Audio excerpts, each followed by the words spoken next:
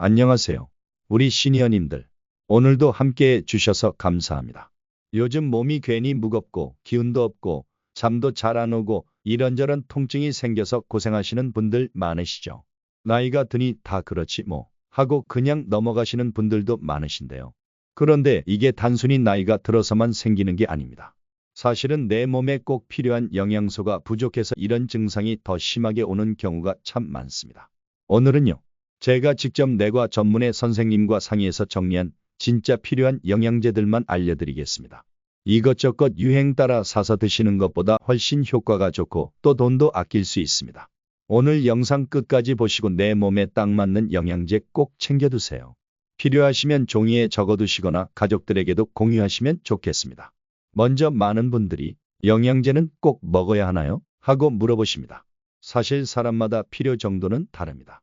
하지만 질병관리청 조사에서도 65세 이상 어르신 10분 중에 7분 정도는 비타민이나 미네랄이 부족하다는 결과가 있었습니다. 특히 연세가 들수록 음식 섭취량도 줄고 소화 흡수 능력도 떨어지기 때문에 결핍이 더 잘 생깁니다. 예를 들어 비타민 D는 햇볕을 받아야 체내에서 생성이 되는데요. 나이가 들면 피부에서 이 비타민 D가 만들어지는 양이 30% 이상 줄어든다고 해요. 그래서 햇볕을 쬐도 부족하기가 쉽습니다. 또 위장이 약하신 분들은 고기나 달걀 같은 단백질 섭취가 적어서 비타민 B12가 부족해지고 그러면 기력이 자꾸 떨어지고 빈혈이 오기도 합니다. 이렇게 몸이 보내는 신호를 가볍게 넘기시면 안 됩니다. 그러면 하나씩 증상별로 어떤 영양제를 드시면 좋은지 자세히 알려드리겠습니다. 혹시라도 나는 건강해서 괜찮아 하시는 분들도 오늘 내용을 들어보시고 꼭 점검 한번 해보세요. 지금은 괜찮아도 나중에 서서히 증상이 나타날 수 있습니다. 먼저 기력이 없고 늘 피곤하신 분들 이야기부터 해볼게요.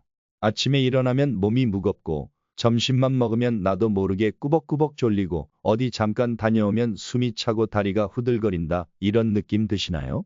이럴 때 가장 의심되는 건 비타민 B군과 철분 그리고 마그네슘 부족입니다. 비타민 B12는 우리 몸의 에너지 발전소 같은 역할을 하는데요. 적정량이 없으면 아무리 밥을 먹어도 힘이 안 나고 머리가 멍해집니다. 실제로 병원에 오시는 어르신들 중에 피곤해서 검사를 해보면 비타민 B12가 정상치의 절반도 안 나오시는 분들이 많습니다. 철분도 마찬가지예요. 철분은 우리 몸에 산소를 운반하는데 모자라면 피가 묽어져서 쉽게 어지럽고 숨이 찹니다. 특히 여성분들은 예전에 빈혈을 앓은 경험이 있으신 분들이 많은데 나이가 들면 더 잘 빠집니다. 또 마그네슘이 부족하면 근육이 쉽게 피로해지고 밤에 다리에 쥐가 잘 납니다. 이럴 때는 활성형 비타민 B 복합제를 추천드립니다. 활성형이라는 건 몸에서 더 쉽게 흡수되도록 가공된 제품을 말합니다. 시중에 파는 저렴한 제품보다 흡수율이 높아서 효과가 빠릅니다. 철분제는 위장이 약하시면 빈속에 드시면 안 됩니다. 꼭 식사 후에 드시고 위장장애가 적은 저자극 철분제를 고르시면 좋습니다.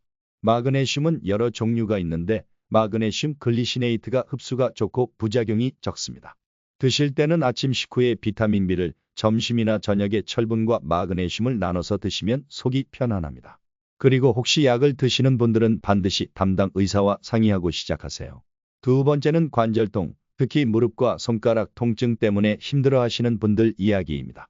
앉았다 일어날 때 무릎이 뻣뻣하고 아프다. 아침에 일어나면 손이 잘 안 펴진다. 이런 증상은 연골이 닳아서 오는 통증일 가능성이 큽니다. 연골이 닳으면 뼈끼리 마찰이 생겨서 염증이 일어나고 부종과 통증이 반복됩니다. 이럴 때 도움되는 영양소가 MSM과 NAG 그리고 비타민 D와 칼슘입니다. MSM은 천연 유황 성분으로 염증을 줄이고 통증을 완화해줍니다. 실제로 3개월 이상 꾸준히 드신 분들 중에 계단 오르기가 한결 편해졌다는 사례가 많습니다. NAG라는 성분도 들어보셨을 거예요.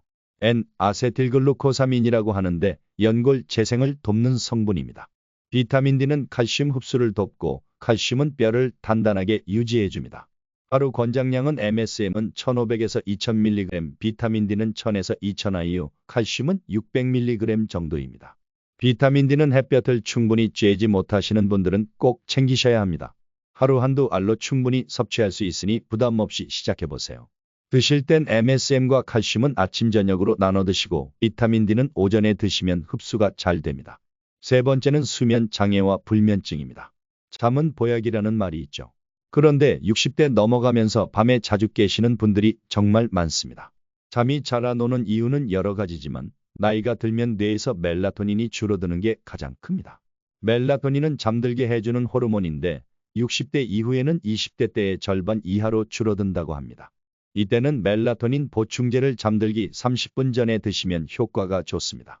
마그네슘도 수면에 큰 역할을 합니다.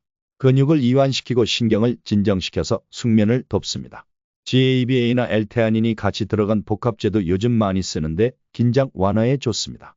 잠이 안 오실 때는 따뜻한 우유나 차를 한 잔 드시고 방을 어둡게 하고 규칙적인 수면 시간을 지키는 것도 중요합니다. 멜라토닌은 매일 드시는 것보다는 일주일에 2에서 3회 정도부터 시작해 보시는 게 좋고 4주 이상 장기 복용은 전문가 상담 후 결정하시는 게 안전합니다. 네 번째는 기억력과 집중력이 떨어져서 고민하시는 분들 이야기입니다. 어제 저녁에 뭐 먹었는지 기억이 안 나요. 물건을 어디 뒀는지 자꾸 잊어요. 이런 증상은 누구나 겪지만 뇌 건강을 잘 관리하면 늦출 수 있습니다. 뇌 건강에 중요한 영양소는 오메가3와 은행잎 추출물 비타민 B군입니다.